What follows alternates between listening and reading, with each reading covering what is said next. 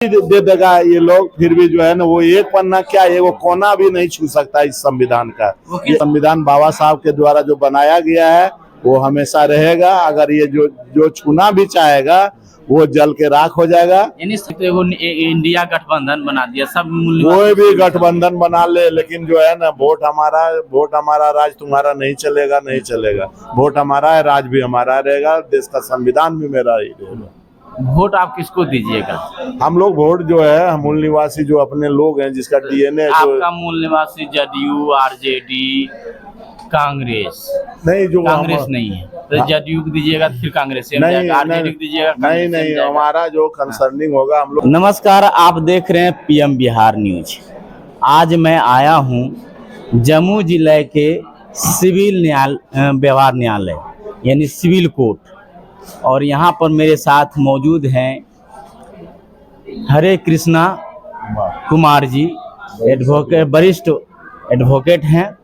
और आज मैं आया हूँ, एक मुद्दा है, जैसा कि आप सभी जानते होंगे, न्यूज देखे होंगे, विवेक देवराय जो है प्रधान, और उन्होंने 15 अगस्त के दिन यानी स्वतंत्रता दिवस की बधाई, एक शुभकामनाएं और एक लोगों में एक मुहिम जो चल रहा था, और अचानक वो कहते हैं, उस दौरान एक बयान जारी करते हैं ट्विटर पर कि 2047 तक एक नई संविधान की जरूरत है। आज मेरा मुद्दा है कि क्या वकील साहब बताएंगे कि आपको महसूस होता है कि नए संविधान की अब जरूरत है लोगों को? अब इनसे सबसे पहले इनका खास परिचय जानते हैं। सर, अपना पूरा परिचय बताइए। मेरा नाम हरे कृष्ण कुमार, वरिष्ठ अधिवक्ता, व्यवहार न्यायालय जमुई, और मैं 30 वर्षों से परम पूज्य बोधिसत्व बाबा साहब डॉक्टर भीमराव अंबेडकर के विचारों पर चलकर मानवतावादी, इंसानियत, भाईचारा के पैगाम फैलाने वाले तथागत महामानव बुद्ध अपने संत गुरु महापुरुषों के विचारों पर चलता आ रहा हूँ। और मैं व्यवहार न्यायालय में वरिष्ठ अधिवक्ता हूँ। और आपने जो आज सवाल किया, या आप मेरे व्यवहार न्यायालय के हॉल नंबर 6 में आकर आपका जो आगमन हुआ, आपने जो प्रश्न किया, इसके लिए आपको बहुत बड़ी शुभकामना। और 15 अगस्त 2023 को जो हमारे माननीय प्रधानमंत्री के सलाहकार देवराय ने, विवेक देवराय ने जो कहा कि नया संविधान की जरूरत है, पुराना संविधान से नहीं चलेगा, ये उसका पागलपन है। जब आदमी पागल हो जाता है तो देश में कुछ भी अनाप शनाप बोलता है। आपको जानकारी होना चाहिए कि बाबा साहब डॉक्टर भीमराव अंबेडकर विश्व के सबसे ज्ञानवान व्यक्ति हैं, और उतनी अभी उच्च शिक्षा कोई भी प्राप्त नहीं कर पाया है, न कर पाएगा। और 2 वर्ष 11 महीने 18 दिन में ये भारत का संविधान तैयार हुआ है, जिसमें काफी जो हमारे स्वतंत्रता सेनानी थे लोग, और उसमें जो विद्वान लोग थे, उन्होंने काफी बहस करके इसमें जो है ना काफी डायलॉग हुआ है, बहस हुआ है, मीटिंग हुई है, तब जाके ये निचोड़ कर संविधान हीरे की तरह जो है निखार कर आया है। और आज जो ये लोग बोल रहे हैं, ये पागलपन की निशानी है। ये लोग SC ST माइनॉरिटीज ओबीसी को उलझा के रखना चाहता है, ताकि 2024 में लोकसभा का सत्ता को प्राप्त कर सकें। ये कभी हुआ है, न कभी होगा। और भारत का संविधान बाबा साहब के द्वारा जो बनाया गया है वो हमेशा रहेगा। अगर ये जो छूना भी चाहेगा वो जल के राख हो जाएगा। यानी संविधान को जो छुएगा जल के राख हो जाएगा, वो कोई बदल नहीं सकता है। आई अगर ये सोचा है आर्थिक सलाहकार प्रधानमंत्री का, हमको लगता है ये बहुत बड़ा ये पागलपन है उसकी। ये जो बोल दिया, ये उन्होंने गलत बोला है और संविधान के विरोध बोला है, देश के विरोध में बात कहा है। और उसको उस पर जो है ये कानून कार्रवाई होना चाहिए, उनको सजा होनी चाहिए। क्योंकि जिस व्यक्ति ने जो बनाया ही नहीं, वो बिगाड़ नहीं सकता है। जो बनाता है, जो कष्ट उठाता है, जो अपना जिंदगी का बलिदान देता है, जो त्याग करता है, जो संघर्ष करता है और इस पूरे देशवासियों के लिए संघर्ष किया है, और समानता, स्वतंत्रता, भाईचारा और न्याय के आधार पर समतामूलक समाज की स्थापना के लिए इन्होंने संविधान को बनाया। और उस संविधान आज परम पवित्र संविधान है, पूरे विश्व में 1 नंबर का भारत का संविधान है। और उस संविधान को वो खत्म करना चाहता है या बदलने का बात सोचता है, ये उसका पागलपन है। और ये हमको लगता है कि उसको सजा होनी चाहिए, पूर्णतः सजा होनी चाहिए, सजा होनी चाहिए। और अगर वो सजा, अगर प्रधानमंत्री उसको सजा नहीं देते हैं तो जाहिर है कि इस देश में जन आंदोलन होगा। जन आंदोलन होकर यहाँ के नागरिक, भारत के नागरिक लोग जो मास पैमाने पर हैं, उसको सजा देगा। और हमको लगता है 2024 का जो चुनाव है उसमें जो है भारतीय जनता पार्टी कभी भी नहीं आ पाएगी। ये मेरा चैलेंज है। वो जब भी आएगा तो यहाँ का जो है वो भारत के जो जनमानस लोग हैं, जो संविधान के हित में चाहते हैं, संविधान के समर्थक हैं, बाबा साहब के विचारों पर चलने वाले हैं, वो लोग का जो है इस बार सत्ता प्राप्त करेंगे। और देश जो है उस अनुसार चलेगा। और देश में जो है ना वो प्रजातांत्रिक देश होगा। अभी भी बाबा साहब ने कहा था कि जब हमारे संविधान बना दिए हैं, लेकिन मानने वाले लोग अगर उस संविधान को नहीं है, उस सत्ता पर नहीं बैठे हैं, तो संविधान का इसी तरफ जो है वो लोग जो है बातचीत गलत ढंग से उसका उपयोग करेगा। और आज हमारा वहाँ पर जो है हमारे मूल निवासी लोग नहीं हैं, जिसके वजह से ये लोग जो है विरोधी लोग जो है वो आरएसएस के खेमा नगपुरिया विरोधी जो है आरएसएस के लोग, ये सब उनका चाल है, षड्यंत्र है, साजिश है। ये कभी पूरा नहीं हो सकता है, न कभी हुआ है, न कभी होगा। यानी कहीं ना कहीं लगता है कि 2024 का जो चुनाव हो उसमें लोगों को गुमराह करने के लिए बस यही प्लानिंग है कि लोग गुमराह हो जाए। SC ST OBC माइनॉरिटीज, ये मूल निवासी, और जो है हम जो षड्यंत्र साजिश कर रहे हैं, जो मेरा विचारधारा जो उद्देश्य है उसका पूर्ति हो जाए। उसका उद्देश्य का पूर्ति कभी होने वाला है नहीं षड्यंत्र साजिश का। और कभी भी SC ST OBC गुमराह नहीं हो सकता है, क्योंकि ये लोग सजग हो गया है और जन आंदोलन करने के लिए तैयार है। जान भी दे देगा ये लोग, फिर भी जो है ना वो एक पन्ना क्या, वो कोना भी नहीं छू सकता इस संविधान का। वकील साहब, आप 30 वर्षों से प्रैक्टिस कर रहे हैं और एक वरिष्ठ वकील माने जाते हैं, तो क्या लगता है कि अब संविधान इस तरह से बयान देना, तो उसके लिए आप लोग कभी मतलब ऊपर गए, उसके खिलाफ कुछ किए कि नहीं? अभी तो मैं उसके खिलाफ नहीं गया हूँ, लेकिन जब मैं ये बयान सुना, ये न्यूज जब सुना, तो मुझे काफी जो है ना मर्माहत हुई और लगा कि बाबा साहब के संविधान के गलत बात में है, बोल रहे हैं ये लोग। और हमको लगता है कि कुछ दिनों में जो है ना या तो मुकदमा हो चुका होगा या होगा। अगर इस तरह का बयान दिया है तो हम लोग भी यहाँ पर मिल के और विद्वान अधिवक्ता लोग उसके खिलाफ में मुकदमा करेंगे। चलिए, हमारे साथ एक और वकील साहब बैठे हैं और इनसे भी जानते हैं। सबसे पहले अपना परिचय बताइए। मेरा नाम अमित कुमार दास है और व्यवहार न्यायालय जमुई में मैं पिछले 3-4 वर्षों से वकालत कर रहा हूँ।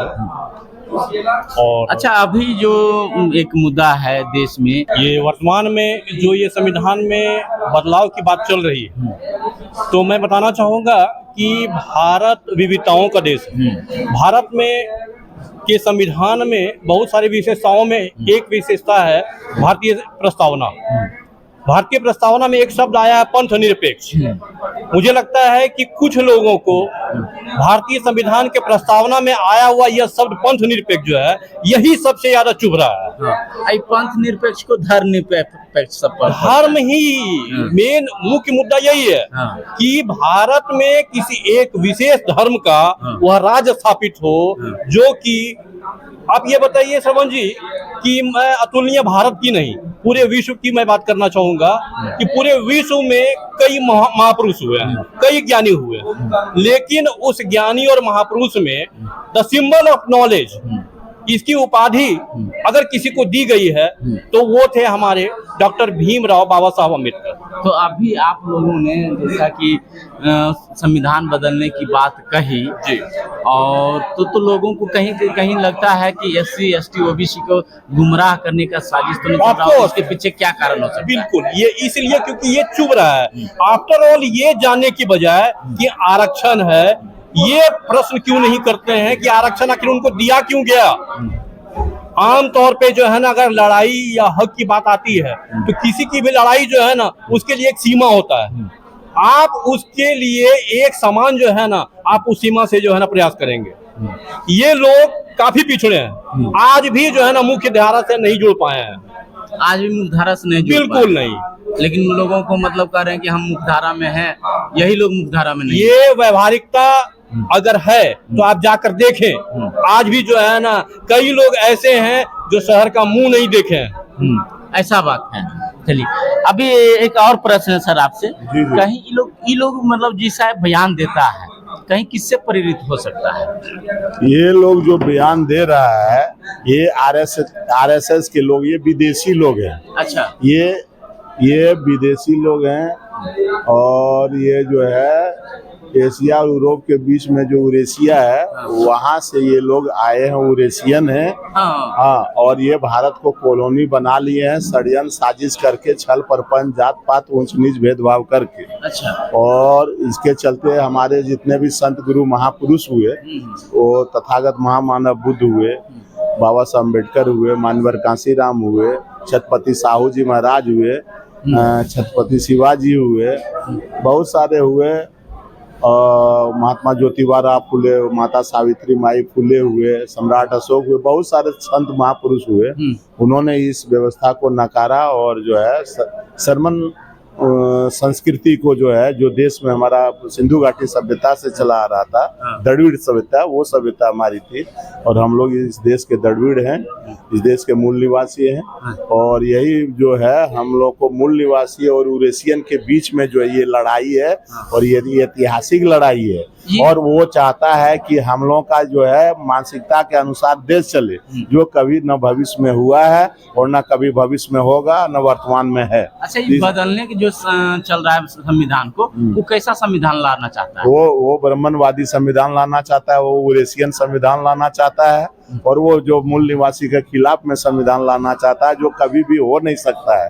चाहे वो जोर जितना भी लगा ले, जिस दिन मूल निवासी सब संगठित होकर एक पैर पर खड़ा हो जाएगा, उसको इस देश में संविधान क्या नया बना पाएगा, इस देश से भागना पड़ेगा। यानी इस देश से भागना पड़ेगा। यानी ब्राह्मणवादी संविधान क्या होता है? चूंकि ब्राह्मणवादी संविधान होता है जो वो पूरे मूल निवासी के विचारों पर नहीं चलता है, ऊंच नीच भेदभाव छुआछूत पर आधारित वो होता है, वो मानव में भेद करता है, अमानवीय व्यवहार करता है। जिसके आज देखिए, इस देश में मुगल भी आया, अंग्रेज भी आया, लेकिन क्या वो हमारे देश के लोग उसको पसंद किया? नहीं पसंद किया। तो मुगल को भी इस देश से भगाया, इस देश से अंग्रेज को भी भगाया। ये यूरेशियन जो है वो भी आज नहीं तो कल भागेंगे। जिस दिन हमारे लोग इसकी बात को समझ जाएंगे पूर्णतः, वो दिन उस विचारधारा पर आ जाएंगे। संघर्ष तय है, डेडलाइन लिखा गया है, वो समय जब भी आ जाए, आज आ जाए, कल आ जाए, परसों आ जाए, वो जो है ना, वो यूरेशियन यहाँ रह नहीं पाएगा, चूंकि उसको हक अधिकार ही नहीं मिलेगा। ऊपर में तो आपका आदमी नहीं, आदमी मेरा, चूंकि देखिए मेरा आदमी हर जगह है, सिर्फ संघर्ष करेगा, सत्ता प्राप्त करेगा। एक चीज आप जानते हैं, जिस देश में जिसकी संख्या भारी होती है उसकी भागीदारी होती है। ये मानवर कितना है? मेरी देश में इस संख्या 85% है। 85% जी, लेकिन है कि 85% को तोड़ मड़ोड़ करके फोड़ करके रखा है। जिस दिन ये एकजुट हो जाएगा, जिस दिन संगठित हो जाएगा, जिस दिन इस ज्ञान को प्राप्त कर लेगा कि हम लोग इस देश के मूल निवासी हैं, हम लोग का डीएनए एक है, उस दिन जो है ना वो एक कतार में खड़ा होकर उससे जो है लड़ाई करके उसको इस देश से क्या भगा लगता है 85% एक हो पाएगा? एकदम होगा, एकदम हो जाएगा। कब तक? ये जो है 2024 तक, अगर 2024 में ही इसका मिसाल आप देखेंगे। 2024 में जो है वो भी यूरेशियन लोग जो है सत्ता प्राप्त नहीं कर पाएंगे। बीजेपी कभी भी और कांग्रेस कभी भी सत्ता प्राप्त नहीं कर पाएगा, नहीं कर पाएगा। जब भी बनेगा तो मूल निवासी का सत्ता होगा। अभी तो वो इंडिया गठबंधन बना दिया, सब मूल कोई भी गठबंधन बना ले, लेकिन जो है ना वोट हमारा, राज तुम्हारा नहीं चलेगा, नहीं चलेगा। वोट हमारा है, राज भी हमारा रहेगा, देश का संविधान भी मेरा ही रहेगा। वोट आप किसको दीजिएगा? हम लोग वोट जो है मूल निवासी जो अपने लोग हैं, जिसका डीएनए आपका मूल निवासी जदयू, आरजेडी, कांग्रेस नहीं, जो कांग्रेस नहीं है तो जदयू को दीजिएगा, फिर कांग्रेस से आरजेडी को दीजिएगा? नहीं, हमारा जो कंसर्निंग होगा हम लोग निचोड़ के देख लेंगे कि हमारा वोट कहाँ जाने से हमारा देश में जो है हमारे लोग का लोकप्रिय काम हो सकेगा, उसके लोक हित में काम होगा, देश के हित में काम होगा या संविधान हित में काम हो, मैं उसी को वोट दूंगा। अभी जो है कहा नहीं जा सकता मैं किसको दूंगा। चलिए, मैं देखूंगा कि जो लोक हित में हो, जो मानवता हित में हो, जो देश के मूल निवासी के हित में हो, मैं उसी को दूंगा वोट। चलिए, जैसा कि आप सुन रहे थे वकील साहब को, और लगभग 30 वर्षों से वो यहाँ हैं, पदस्थापित हैं, अपने कार्य कर रहे हैं, और इन्होंने खुल करके संविधान, जिस प्रकार से हमारे देश में एक नया ट्रेंड ला दिया कि संविधान अब बदलने की जरूरत है, इस पर खुल करके अपना विचार देंगे। ऐसे ही विचारों को देखने के लिए हमारे चैनल को सब्सक्राइब करें, शेयर करें। धन्यवाद। आपको बहुत बहुत धन्यवाद जो आपने प्रश्न किया, बहुत बड़ा गंभीर मुद्दा पर, और मैंने